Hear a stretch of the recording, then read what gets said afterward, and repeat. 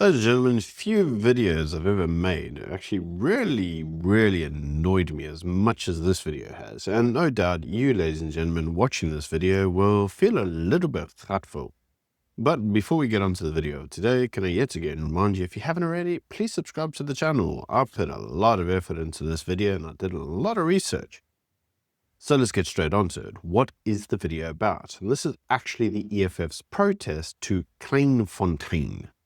So the EFF in Gauteng basically marched to an Oranje light place. That's how they described it. And they demanded that Kleinfontein be abolished. Now, before we even get into the merits of the march, there's something actually I want to discuss. And this is an issue that has been plaguing Jewish people for the longest time. And that is, how do you retain your Jewishness whilst living in the diaspora? Because when you live in the diaspora, you amalgamate with other cultures, whether it be Christian, whether it be Islamic or atheist or secular. And if you want to retain your Jewish identity, it's actually very difficult because that Jewishness, the idea of worshipping your God in your specific way, being able to keep your language, Hebrew, in a specific format, and your cultural understanding, celebrating the Shabbat, putting on tefillin and whatever else, that all kind of gets murky when living in the diaspora. It gets even more murky when you marry out of Jewish households, and then you have like a mixed religion marriage. Now, in those instances, you actually really struggle to retain your Jewish identity, and many Jews over the centuries have opted to living in basically their own areas. They have segmented themselves, they become sectarian, and they live in an area that's basically exclusively Jewish. Now, we see this right now in New York City. There are enclaves of Jewish individuals that live in a vicinity with other Jewish individuals because they feel that by living in their groups or the communities, it helps keep their cultural identity, their language, and their religion. And this is important to understand because this question of how do you retain your Jewish identity in the diaspora is the very issue that the Afrikaners are struggling with right now. And it's important to understand that it's not just them. The Tibetans have the exact same issue because Tibet at the moment has issues with China. And China says Tibet is part of them and they want them to basically be Chinese. And the Tibetans want to retain their culture. So the problem becomes when you live in a multicultural society, how do you retain your cultural identity? Forget other cultures, forget Black people, white people, colored people, people who are Muslim, because that's not going to mix with an Afrikaner culture either, is it? I mean, they're deeply Christian, Protestant Christian to be exact. I mean, you can't exactly be an Afrikaner of like a Muslim faith and go live in Oranje. They still won't accept you, even though you're an Afrikaner. So how do you retain that cultural understanding? And the answer to many is, well, conclaves. You create a conclave that's dedicated to your people, your language, your identity, and you try preserve your culture through that. And to be honest, this isn't actually that dissimilar to what happens in the Zulu Trust, because they likewise want to retain their culture, their language, their history, and so forth. But again, the question of the diaspora should not be lost on you. It's a very difficult question to answer, and very few have basically answered it successfully. But what we found in South Africa is that the lens of racism and the lens of destroying the Afrikaner identity is often targeted directly at the enclaves, the individuals struggling to keep themselves as Afrikaner only. And this is all done against a pretext of basically, well, they're Afrikaner only settlements, ergo they're racist. It's not about them feeling that their race or their people or their language or their culture is more superior than others. It is a struggle to preserve your cultural identity in a multicultural society. Anyway, so against the backdrop of this, that basically the EFF marched to this conclave and basically demanded that it be abolished. And you know what, I actually thought I would share with you the clips and let's actually go through them. So the first clip I will play you is actually the march and how big that march was, and you can see it here.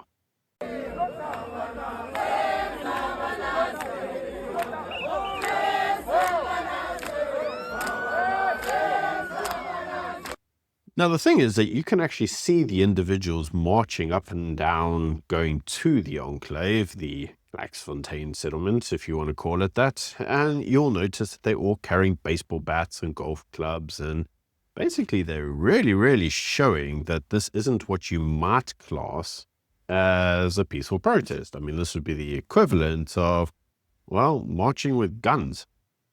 I don't think people would consider that to be peaceful protest, but you know, it's the EFF, so I suppose it is a peaceful protest? Yeah, who knows?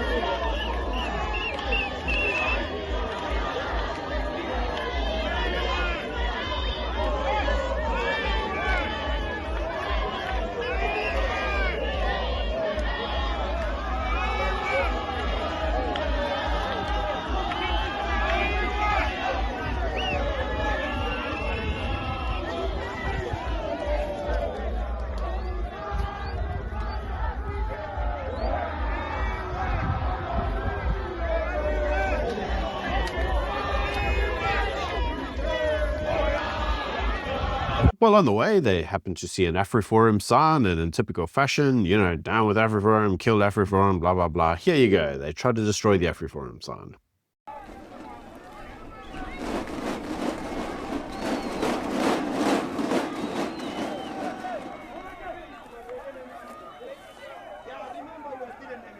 Yeah, don't worry. We'll get forces to do it. Yeah, the forces will sort it. Hey, chief, let's delete that. I'm checking.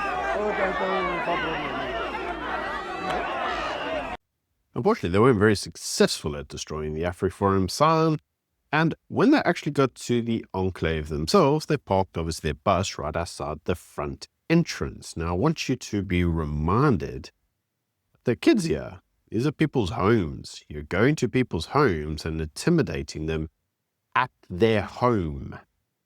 This isn't a place of work. It's not a public area. It's their home. This is where kids live. And obviously, in typical fashion, the EFF don't care. We've seen this even in Brockenfell. They do not care. But let's give kudos to where kudos are due. And as you can see here,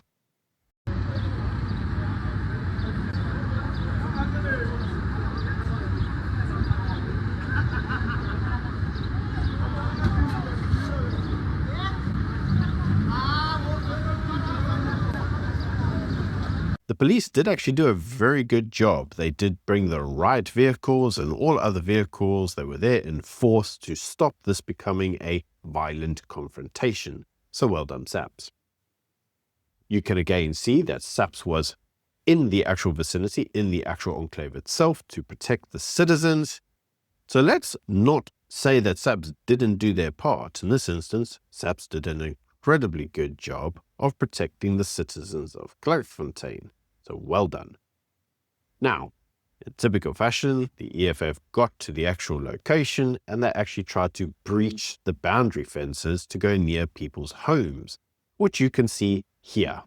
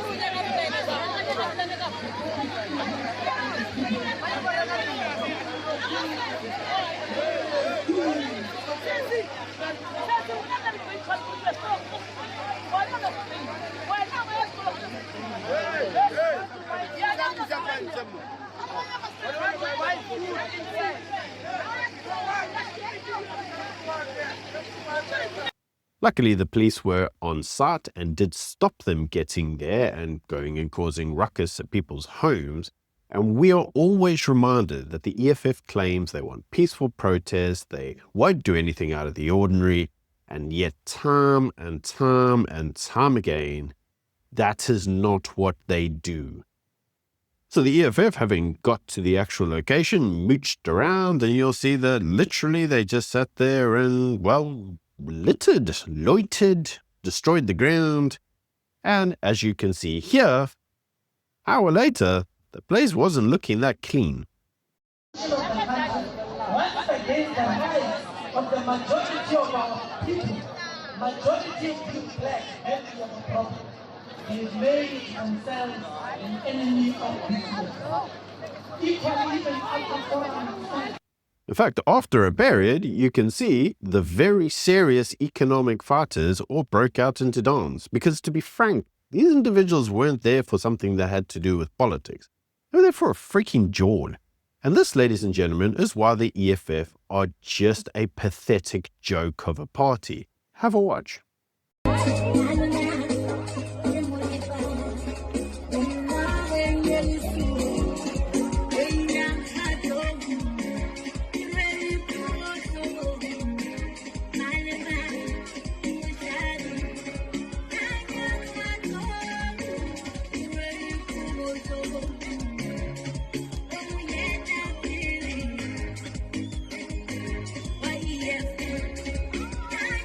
A short amount of time in there, they decided to break things in typical fashion. They thought they would break the Kleinfontein sign, and numerous individuals posted selfies of themselves standing on top of the Kleinfontein sign with big middle fingers up selfies to show how mean and aggressive they were.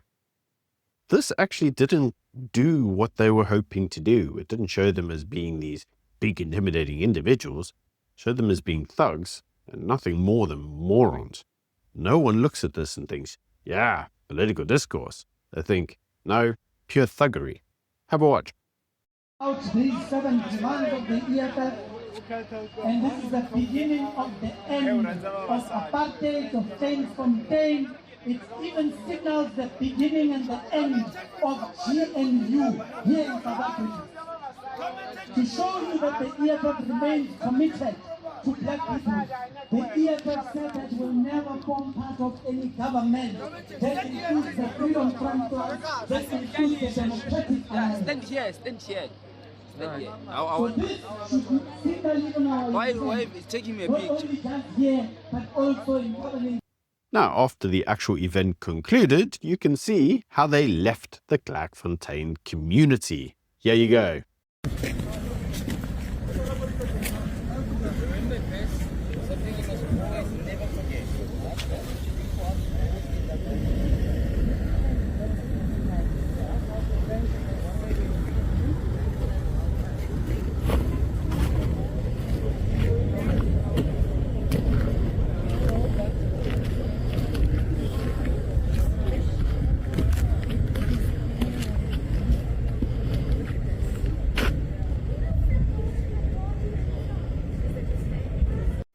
What a lovely time they must have had. It must have been well worth their effort to go all the way there just to trash the place. But again, I'm reminded whenever they protest, they always say, oh, we don't protest, we don't destroy things, we're a peaceful party, we're a well-coordinated and good, wholesome people.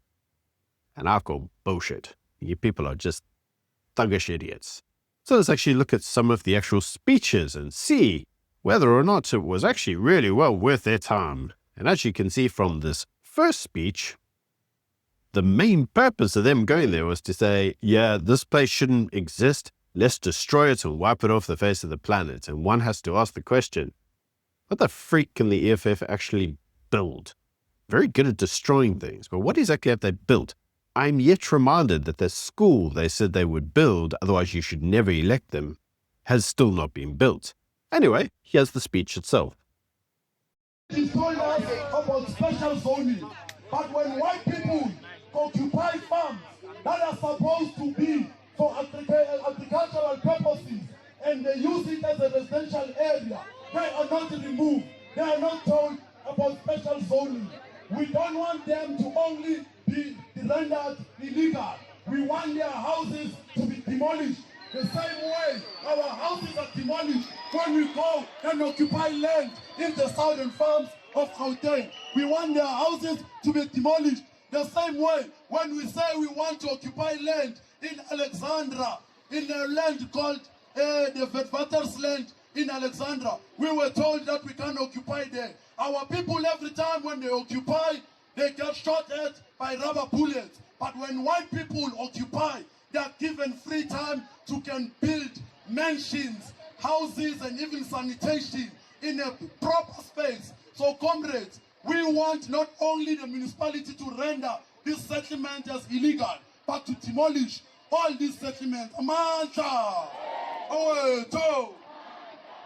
Next, this genius of an economic freedom fighter came up with their superior logic and reminded us that in 1913, Jan van Riebeck was in South Africa and instituted race laws. These people really are idiotic. Have a watch. Down with Kleinfontein, down! Our problem started in 1913 when our Jan van Riebeck came and took our land from our grandfathers. And the ANC in 1994 did not do justice. We reconciled with people that were unapologetic. That's why namhlanje sithola amabhunu akhona ukuzisikela umzimba. Now, one has to watch this exact speech and think to themselves, like, do you even know why you were there? Like, are you just there because you're going to repeat the same EFF lines that you hear time and time again? You're just a bunch of freaking idiots. This is stupid. Not to be outdone by stupid idiocracy, Cole Niehaus decided that he was going to go on there and try have his 2 seconds of fame. And he basically said that the land that's there isn't theirs. It's, I don't know, state land, and this is all just racism. And, you know, we have to stop racism and somehow not have racism. Ons nasie, ons eie. We want to say to them, you cannot claim God as your own, especially when you are a racist. You cannot claim this nation as your nation. This country belongs to all of us. And this land where you are, it is not yours, it is the people's. We will not accept any racism. We will not accept you to exclude any black person from living on this land. South Africa belongs to all the people. Look at But you know, ladies and gentlemen, I'm reminded of something. South Africa has over 142 race laws that are still in operation that impact the white minority. And many individuals say, what are those laws? Well, you know, did you a favor. Here they are. Have a look on the screen. You may notice that the writing is really small. There's that many of them that actually it's really hard to condense them all into one page. But if you actually want to like zoom in, you'll see that they're all there. These are all the race laws. And these are individuals that directly impact white individuals and stop them from participating in the economy. Now, you may say, how did they do that? Well, it's all via the guise of transformation. You know transformation? Yeah, transformation basically means racial exclusion to the inclusion of another. That's not transformation, that's racial exclusion. But anyway, I'll leave the DA to explain that. Do the ANC, because apparently Cyril wants to have a chat about this very topic. So good luck, because these guys just don't get it. Now, this bright spark here had a lot to say about AfriForum. You can have a watch yourself. Down with AfriForum, down! Thank you. Thank you very much. As you can see, ladies and gentlemen, that speech must have taken him like 3 days to write. I mean, it was just awe-inspiring. Yes, awe-inspiring. He had a lot to say about AfriForum, and I have no doubt that the reason for this is probably because AfriForum has obviously been abroad and basically saying negative things about the South African government, which has obviously led to certain things being said from the US to South Africa, specifically in relation to its policies. And we were all reminded when the MK party, the ANC, and all the other like super hardcore left-wing parties went out and laid charges against AfriForum for, I don't know, treason or something, that they were really going to do one to AfriForum. Well, apparently the MPA says otherwise, because the MPA says it's actually not in their purview because they haven't actually done anything wrong. They're allowed to go abroad. They're free to express their opinions and their point of view, and that's exactly what they've done. So, what do you want us to do about it? And the answer is, well, nothing. Now, I'm reminded of something that Scott Adams once said, and I don't want to repeat it, and I don't want to endorse it, and I am just purely putting it up here for journalistic integrity. You can read it yourself. But you see, Scott Adams made the suggestion that white individuals and black individuals could not coexist because, in many instances, the attitude of some white individuals to black individuals was no longer of the negative persuasion. In other words, many white individuals had attempted to reconcile with their black neighbors. However, the reverse, according to Scott Adams, was not always the case, in that many black individuals did now view themselves as being, well, in some instances, superior to white individuals and used that self-perceived superiority to mean that, well, white people should be persecuted because of some kind of perceived historical injustice. And I have no doubt that some people may consider the things that Scott Adams said to be racist. Others may say, well, they can have a understanding of exactly what it is that he was getting at. Again, I'm not here to support or disprove or say anything about it. I'm purely here to comment on the facts, and you can see them right here yourself.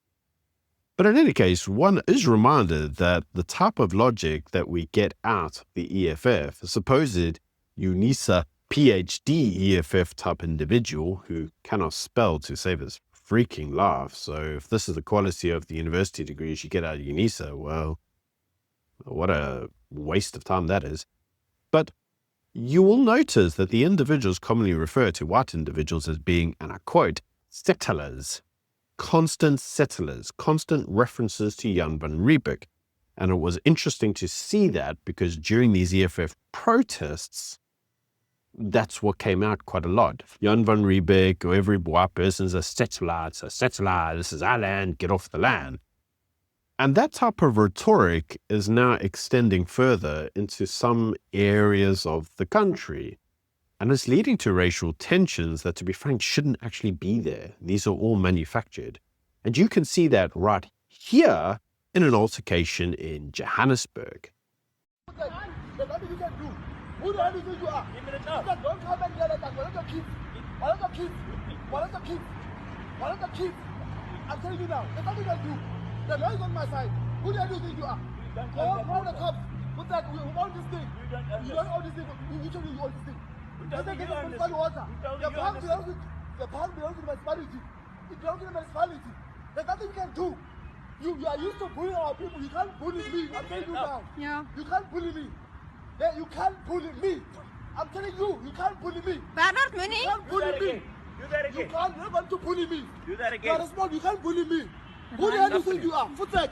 I'm not okay. I'm not a child. You will go to jail. I'm not a child. Footek. You can take a picture. There's nothing you can do. You are settlers. There's nothing you can do. You are settlers. You are racist. There's nothing you can do. There's nothing you can do. Call the cops. It belongs to the municipality. It belongs to the municipality. For that, there's nothing you can do. For that, you are insulting me. You are an irritation to me. You must go. For that. Fuck off. You can take pictures. I'm not scared of all of you. You are racist settlers. For that. You are racist settlers. There's nothing you can do. I'll move on to you in front of your kids. There's nothing you can do. There's nothing you can do. You are responsible. Now, I'm not here to comment on the merits of the altercation. In fact, I don't know the merits of the altercation, but it's immaterial. The reality is that the actual approach put forward is all white people are basically settlers and get lost and it's our time and you must do one. And if you took Scott Adams' approach, which is to get away and live on your own and leave them in peace, well, you can't, because in this instance, the EFF will march to your front door and tell you they're going to burn your home down. I don't really know how this is constructive. And I don't have the answer on how you fix this. But this isn't the right way to go about it. And if we actually had a functioning government where the president of the republic didn't necessarily agree with this himself, because I have no doubt that he agrees with this approach, we would have better dialogue. This isn't a good way to have dialogue. And this is only a way to increase tensions in a country that's already struggling to deal with the race question. And as I came back to the original thing I said at the start of this video, is it's very difficult living in the diaspora. How do you keep your Jewish identity in the diaspora? This is the very problem that Afrikaners are experiencing. And this is the very thing that Trump himself is commenting on as being something that's happening in South Africa and is concerning. And I don't see how you can watch a video like this and not think to yourself, like, what's wrong with these people? Like, this isn't how you create a society that's harmonious. This is actually anything but. And I have to ask the question, how do you fix this? Because it does feel like many white individuals are attempting to heal the divisions of the past, but the shoe isn't necessarily fitting on the other foot. Like, some individuals don't want to do that. They want their time now as being at the top of the racial hierarchy, to repress those they feel had repressed them in the past. That's not equality, that's racial supremacy. That's where we've come from. You can't fix a wrong by doing the wrong and repeat. I thought we all knew that. In any case, these are just my views. Let me know what you think in the comment section below and try not to be too disheartened. Anyway, until next time, bye.